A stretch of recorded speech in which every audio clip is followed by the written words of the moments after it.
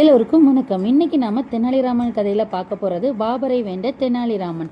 பாபருங்கிறவர் டெல்லியை ஆண்ட ஒரு முகலாய மன்னர். கிருஷ்ணதேவராயரோட காலத்துல தான் பாபருமே ஆட்சி செய்தாரு. கிருஷ்ணதேவராயரும் பாபரும் நெருங்கிய நண்பர்கள்.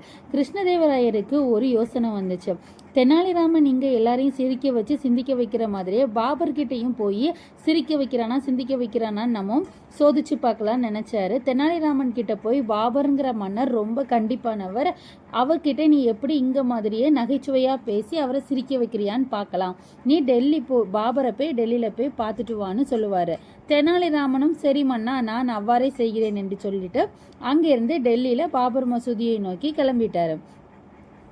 அதுக்கப்புறம் மன்னர் யோசிச்சு பார்த்தாரு, அப்படி என்ன வித்தையை காட்டி பாபர்கிட்ட இருந்து இவன் பரிசு வாங்கிட்டு வரான்னு பார்க்கலான்னு நினைச்சவர் ஒரு ஓலை எழுத ஆரம்பிச்சாரு. அதுல பாபருக்கு அவர் என்ன எழுதினாருன்னா, இந்த மாதிரி நான் தெனாலிராமனை அனுப்பியிருக்கிறேன், அவர் என்ன பண்ணாலும் நீங்க சிரிக்க கூடாது, அவருக்கு எந்த பரிசு பொருளும் கொடுக்க கூடாதுன்னு சொல்லி அனுப்பி விட்டுருந்தாரு. டெல்லிக்கும் தெனாலிராமன் போயிட்டாரு. பாபரோட அவைக்கும் போயிட்டாரு. போனதும் மன்னர்கிட்ட தன்னை அறிமுகப்படுத்திக்கிட்டாரு. கிருஷ்ணதேவராயருடைய சிறப்பு ஆலோசகர்னும் தன்னை தெனாலிராமனும் தன்னை விகடகவின்னு சொல்லுவாங்கன்னு சொல்லிக்கிட்டாரு.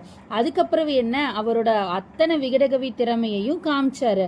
ஆனா மன்னர்கிட்ட இருந்த அரசவையில இருந்த யாருமே சிரிக்கல. ஓஹோ, இதான் விஷயமா இருக்கும்னு புரிஞ்சுக்கிட்ட தெனாலிராமன் எதுவுமே பேசாம வெளியே வந்துட்டாரு. இதை பார்த்த பாபருக்கு தெனாலிராமன் தோற்றுவிட்டான்.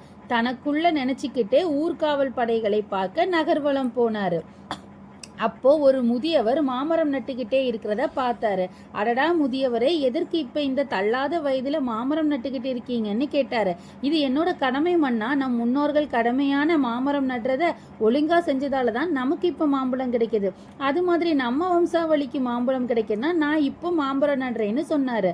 இதை கேட்ட பாபர், பிரமாதம் முதியவரே என்று சொல்லி அவருக்கு ஒரு தங்க மாம்பழம் கொடுக்க அதை வாங்கிக்கிட்ட முதியவர், மாமரம் நட்ட உடனே பழம் கிடைக்காதுன்னு சொன்னாங்க, ஆனா பாபர் ஆட்சியில உடனே மாம்பழம், அதுவும் தங்க மாம்பழம் கிடைக்குதுன்னு சொன்னாரு. இதை கேட்டு ரொம்ப சந்தோஷப்பட்ட பாபர் இன்னொரு மாம்பழம் கொடுக்க சொன்னார். அதையும் வாங்கி கொண்ட முதியவர், அல்லாவோட கருணையினாலே மாமரம் செடியிலே காய்கிறதே, மீண்டும் ஒரு தங்க மாம்பழம் கொடுக்க சொன்னார் பாபர். போதும் முதியவரே, நீங்கள் பேசிக்கிட்டே இருந்தீங்கன்னா உங்களை பாராட்ட நான் தங்க மாம்பழம் கொடுத்துக்கிட்டே இருக்கணும், அதனால் நான் கிளம்புறேன்னு சொன்னாரு. இதை கேட்ட முதியவர் தன்னுடைய தாடியை பிச்சு எடுத்தாரு. பார்த்தால் அந்த முதியவர் தான் தெனாலிராமன். அடடா, நம்ம கிட்ட தன்னோட திறமையை காமிச்சு 3 பரிசு வாங்கிட்டாரே இந்த தெனாலிராமன் மன்னர், ஏமாற்றம் அடைந்தார். பிறகு என்ன, கிருஷ்ணதேவராயருக்கு உங்கள் ஊர் தெனாலிராமன் உண்மையாகவே மிகவும் கெட்டிக்காரர் தான் என ஓலை அனுப்பினார் பாபர். அரண்மனைக்கு திரும்பின தெனாலிராமன் மிகப்பெரிய விழாவும் விருந்தும் நடத்தி கவனிச்சாரு கிருஷ்ணதேவராயர். தெனாலிராமனுக்கோ ரெட்டிப்பு மகிழ்ச்சி. பாபரிடம் பெற்ற 3 மாம்பழம் மற்றும் அரசர் கொடுத்த 1000 தங்க நாணயங்கள். மிகவும் மகிழ்ச்சியாக காளிதேவியின் அருளோடு தன்னுடைய வாழ்க்கையை நடத்தினார். அடுத்த கதை என்னன்னு அடுத்த வீடியோல பார்க்கலாம். வீடியோவை மறக்காம